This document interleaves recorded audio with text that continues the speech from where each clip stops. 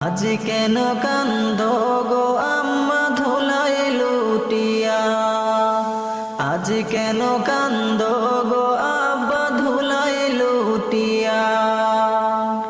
দেখতাম আগে স্বজনেরা আসলে গো বাড়িতে,